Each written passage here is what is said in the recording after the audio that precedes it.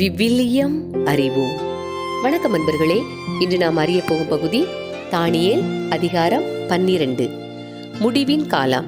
அக்காலத்தில் உன் இனத்தாருக்கு தலைமை காவலரான மிக்கேல் எழும்புவார். மக்களினம் தோன்றியது முதல் அக்காலம் வரை இருந்திராத துன்ப காலம் வரும். அக்காலத்தில் உன் இனத்தார் விடுவிக்கப்படுவர். நூலில் யார் யார் பெயர் எழுதப்பட்டுள்ளதோ அவர்கள் அனைவரும் மீட்கப்படுவார்கள். இறந்து போய் மண்புழு உறங்குகிற அனைவருள் பலர் விழித்தெழுவர். அவருள் சிலர் முடிவில்லா வாழ்வு பெறுவர்.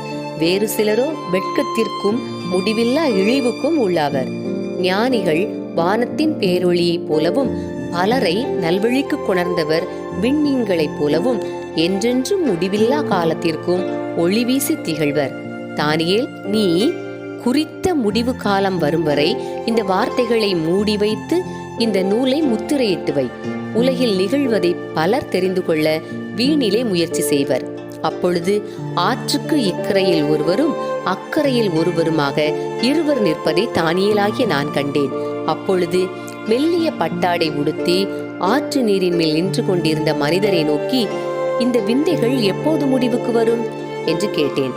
அப்பொழுது மெல்லிய பட்டாடை உடுத்தி ஆற்று நீரின் மேல் நின்று கொண்டிருந்த அந்த மனிதர் தம் இரு கைகளையும் வானத்தை நோக்கி உயர்த்தி, இன்னும் 3.5 ஆண்டுகள் கடந்த பின் புனித மக்களின் ஆற்றலை சிதறடிப்பது முடிவுறும் வேளையில் இவை யாவும் நிறைவேறும் என்று வாழ்பவரின் பெயரால் ஆணையிட்டு கூறியதை கேட்டேன்.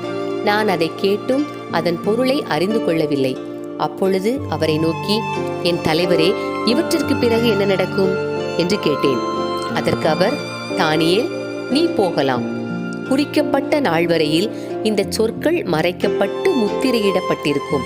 பலர் தம்மை தூய்மைப்படுத்திக் கொள்வர், குடம் போடப்படுவர், தம்மை வெண்மையாக்கிக் கொள்வர். பொல்லாதவர் தீய வழியில் நடப்பர்.